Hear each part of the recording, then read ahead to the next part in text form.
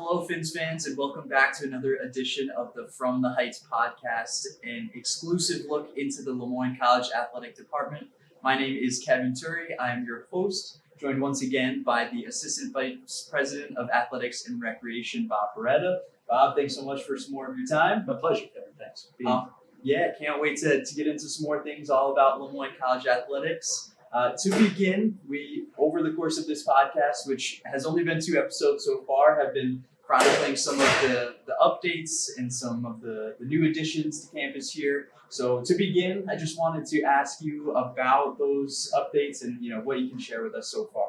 Yeah, we've been really excited, Kevin. It's been a very eventful fall for us, not just on the fields but off. And from a facility standpoint, we were able to cut the ribbon and debut our new concessions and restroom facility at Ted Grant Field, which I think was a tremendous enhancement for our students, for our student athletes, and for our guests that attend our events. I've received great feedback on that. It's nice seeing people walk around with a box of popcorn or a cup of hot chocolate or coffee on those chilly days. So that was really exciting, and for fans to be able to use the restrooms and not have to miss any of our action was really important. So that's coming along. That was debuted to great feedback and results. Our dugouts are coming along in baseball. If anyone's been out, they've seen the construction area for the better part of the last 6 weeks, and we expect the new dugouts to be installed by the end of November, early December at the latest. But a tremendous enhancement to our baseball facility in terms of space for our student athletes, but really health and safety. It was really concerned. Our dugouts were small and cramped, and we had student athletes from both teams sitting outside the dugout. So it was a safety issue, and now it's going to provide for a very comfortable atmosphere and environment for our student athletes and for our visiting team, and also for our people that work over there. We'll have great storage areas for people like Jim Foster that he stores his equipment and be able to work on our fields in a much more easy fashion now. And then we have our softball press box that we think it slipped a little bit from a timeline standpoint, but we expect it to be in place in time for spring, and that'll be a tremendous improvement to that facility for all of our students, our student athletes, certainly our staff that works the event, in order to tell the stories of our student athletes in the most compelling fashion possible. Yeah, really, really exciting stuff going on here on campus. We talked about the concession stand throughout the course of the fall, and the digging and construction is certainly not done. When you're here, you can see, the ground being dug for our baseball dugouts, as you mentioned, and really looking forward to that softball press box as well. Like I mentioned, we had been talking a lot about our fall sports season, which has come to a conclusion at this point. So I just wanted to give you an opportunity to talk about the fall sports season, what you've seen so far from some of our teams, and some of the successes that we can take away from our first season at the Division I level. One thing, Kevin, we're really excited about is how our teams competed this fall. And as the athletic director, you'd always like to have more victories. And that goes without saying. I think unless every team is undefeated, every athletic director is going to say that. But to me, it was more important to see how our teams competed. And I said we were going to measure success in many different ways, and maybe the least meaningful measure would be the scoreboard at the end of the game. And I hold to that. We asked our student athletes at the beginning of the year 3 things. We asked them to compete ferociously, and that meant in practice every day and training sessions, but also competitions. We asked them to represent our institution with class and dignity, and I feel like our student athletes were able to check the block in both of those areas. And then we asked them to really enjoy the moment, because they're history makers. They're trailblazers, first time in history, Division I competition. And there were so many firsts this year. First Division I win, first Division I win at home, first Division I win on the road, all those things. But they're history makers, and we wanted them to enjoy that. So I hope that they can check the block on that as well, because all 3 of those things are personal choices. And I can, as an outsider or as an insider, I can check the block on the first 2 because they competed ferociously. On the second block, they represented our institution with class and dignity without question. So proud of the way they competed this fall, in the early winter sports as well. And I would hope that they really enjoyed the moment in time for them. So it's been a successful fall season now as we head into the winter. I expect the trajectory to remain straight up, the arrow pointing straight up. And I think it's been an exciting time to be here in the athletic department, and I think there are even better days ahead. Certainly, and we've already seen some of that excitement from our basketball seasons, which have kicked off already.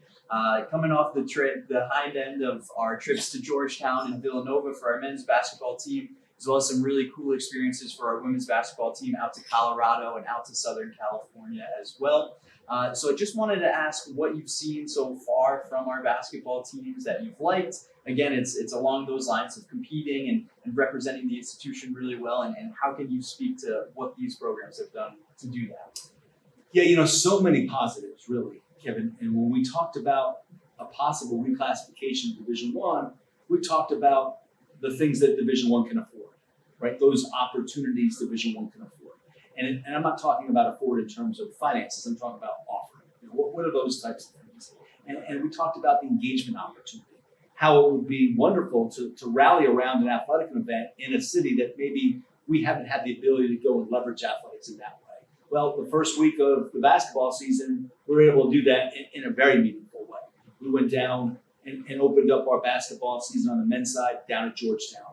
And we had a wonderful event the night before the game. In fact, we were at the event and we're watching the women's team play at Colorado State, which was pretty cool. And so that was outstanding. And then we had a pregame event at Georgetown. So those were engagement opportunities that we talked about how athletics can help raise the entire profile, but also gather and engage and get people excited about who we are, what we're doing, the message, and what we stand for. And all that was so apparent down in DC on that Monday and Tuesday night before and during the Georgetown events. We had over close to 200 alums that we were able to engage with in the two events combined. And then 4 nights later, we go to Philadelphia, or 3 nights later, we go to Philadelphia, and we have a very similar event before the Villanova game, a pregame event where we have a great mixture of alums, young alums, older alums, middle-aged folks. And the one thing that resonated with me the most out of maybe the first game, someone asked me how I felt about things and did I feel gratified. I said, what's gratifying to me was being in that building the night of the Georgetown game and seeing so many of our alums wear such pride on their face. It was the Lemoyne pride factor. So many of our folks wearing their Lemoyne sweatshirts and hoodies and pullovers with unbelievable pride that they felt like they were part of the party now. They belonged. They belonged against Georgetown. They dreamed for many, many years about such a competition. And here they were, part of it at Capital One Arena and down at Villanova in a game where we were very competitive against a top 20 team.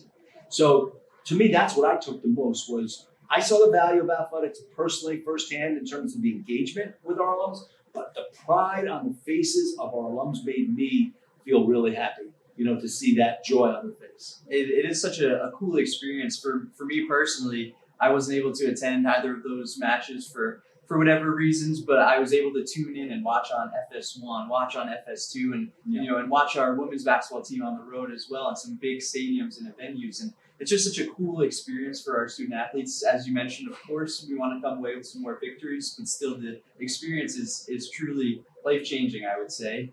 To that point, for someone like me who is at home able to watch Lemoyne College athletics on national television, I'm curious what that means to you to provide that for our alumni base. Yeah, it's really important. We talked, again, through the discernment process, we talked about this needs to be an institutional decision. Sure, certainly it's athletics, but athletics, when leveraged properly, can raise the entire profile of an institution. And I felt strongly about that. And I think we saw in practice that first week, Lemoyne Athletics, no team had ever been on national television in the history of Lemoyne Athletics, including the 7 national championships that we had won in lacrosse on the men's and women's side. But here we are, the first week of Division I competition. It didn't matter that it happened to be basketball, that just happened to be the sport, but we were on national television twice. And I thought it was really exciting for me, DVRing the games in advance and being able to go to the TV guide on my DVR and seeing Lemoyne versus Georgetown, Lemoyne versus Villanova. That was pretty special. And I've been part of this family for 3 years. So I can imagine the folks that have been part of this institution for 30, 40, 50 years and being able to see that and going and tune into the game on national TV, that's special. But that's the power of Division I athletics. And even our women, again, they weren't on national TV, but they were against brand name opponents. They've already squared off against two top 20 teams in Colorado Top and 10 UNC. teams. Top 10 teams, exactly. In Colorado State. And while we talked about the experience for our alums, most importantly is the experience for our student athletes. And we talked about that, again, discussed it at great length during the discernment process. And it was something that I was adamant in talking to our student athletes that we're going to deliver to our best abilities a championship experience, whether you win a championship or not. What does that mean? Well, we're going to improve the daily experience. Well, what does that mean? Well, that means instead of going to a smaller venue where the facility might not be up to our standards, we're going to go to USC. We're going to go and spend several days in Colorado. We're going to go out to Penn State. And to see the social media postings of our teams, our women's team out at USC or out of Colorado, and now our men's team out on the West Coast as well, those are championship experiences. And we're trying to deliver that across the board to all of our teams. As we spoke about in an earlier edition of our From the Heights podcast, our women's volleyball team went on a plane for the first time. They went down and had great trips down the Florida Gulf Coast and in Charleston, South Carolina. And we're going to try to replicate that across our entire portfolio of intercollegiate athletic programs throughout the course of not only this year, but in the years to come. Yeah, it is such again, I feel like we're beating a dead bush here, but it's such an exciting time. The other thing that's very cool that I just think for me, again, as a Lemoyne Athletics fan, of course, working here in the department, I'm a little bit biased, but in terms of national attention, you can go onto the ESPN app on your phone and turn on the notifications for our men's and women's basketball team. And, I'm at home getting notifications that, hey, end of the third quarter, here's the score, here's who's the leading scorer for Lemoyne. So it's just really cool that Lemoyne Athletics is in that spot. It is. It's fun to go on and look at the scoreboards now again. And so I'll go in every morning and look at the NEC scoreboards and know that there are competition, there are colleagues, there are peers now. And that's really fun. That's really fun to go see how our colleagues, especially now in the early portion of the non-conference basketball season, who they played against, LIU against UCLA or FDU and St. Peter's on the men's side, or who else on the women's side, whether top 25 programs are playing. I think FDU opened against Iowa on the road in Iowa City. The names. So those kinds of things, again, it helps elevate the entire brand. It matters who you compete against. We said that from day one. I think people are really buying into that now when they see Lemoyne's brand attached to some of these elite brands, not just elite athletically, but also elite academic institutions as well. Yeah, and as we continue to move forward here throughout the course of our basketball season, we do want to encourage every fan who's buying into this excitement of Lemoyne College athletics to come to campus here and watch our men's and women's basketball teams compete. We have our season tickets or single game tickets on sale currently right now. You can go to our website to purchase those. But in particular, we do have our Winter Fins Frenzy on the docket just at the turn of the new year, which I can't believe is just over a month or so away here with Thanksgiving just on the horizon. Did you want to touch on Fins Frenzy for us, discuss dates and kind of some events that might be going on?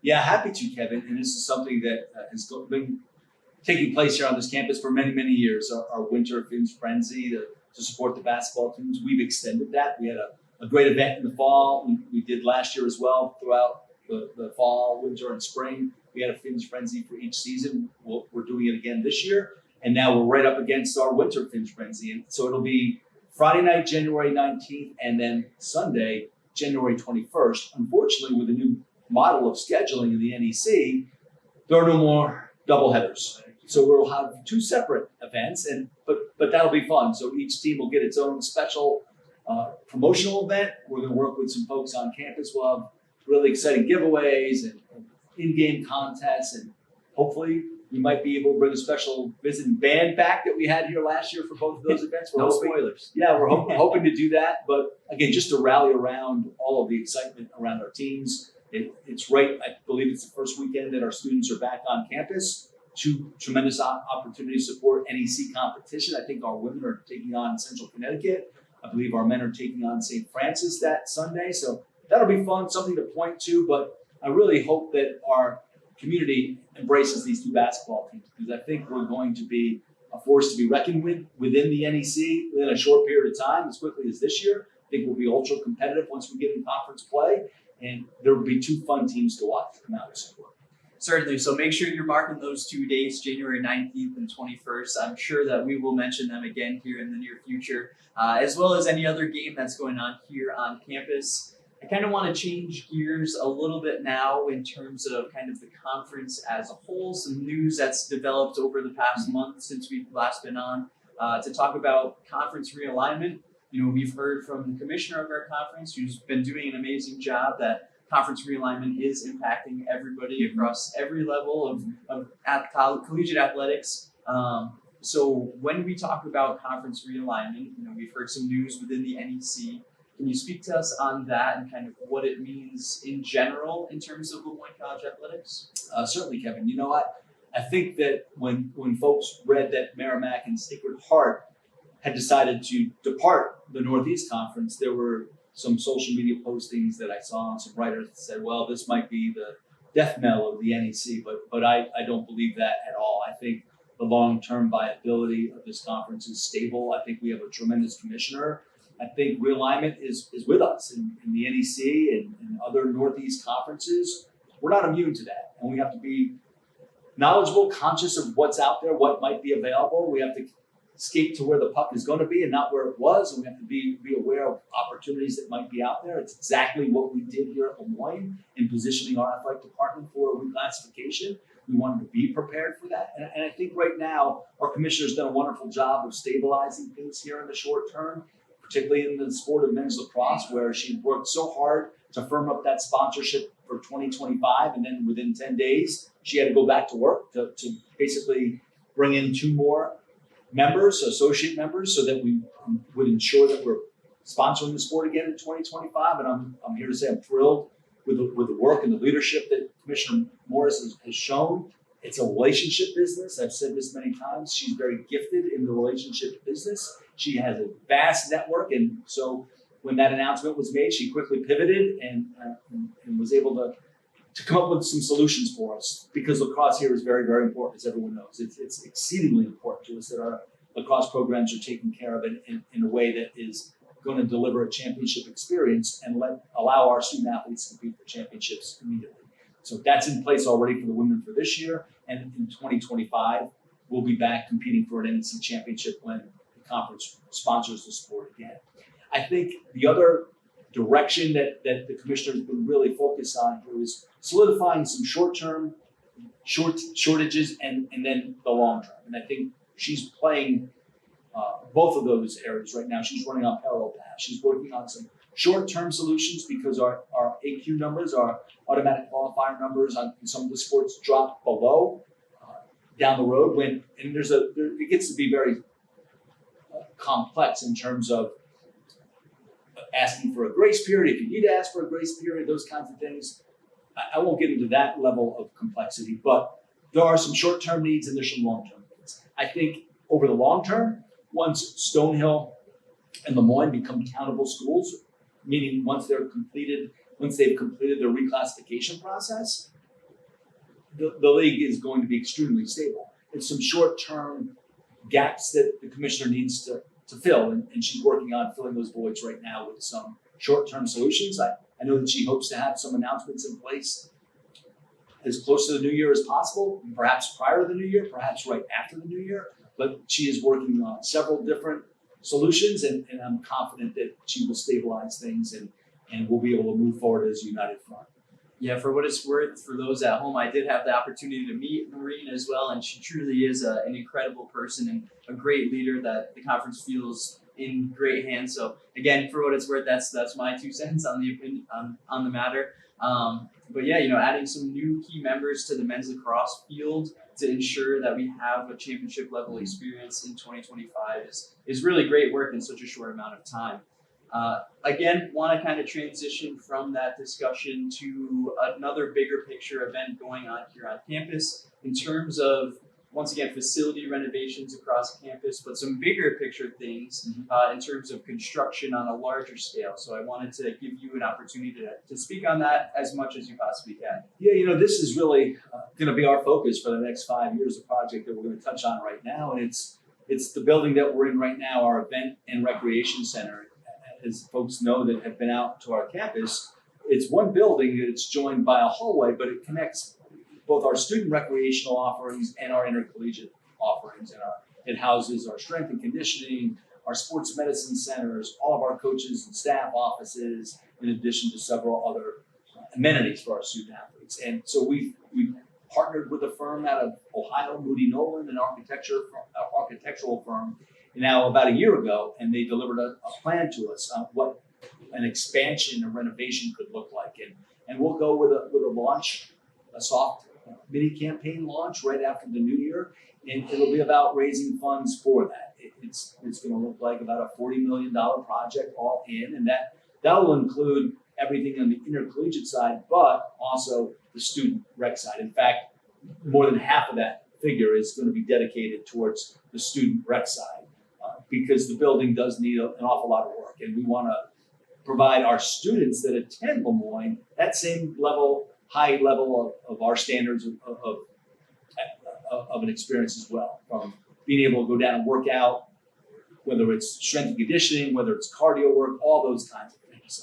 The gym, the renovation of the gym, maybe perhaps some touch points on the indoor track, but it also includes potential outdoor track and outdoor tennis courts.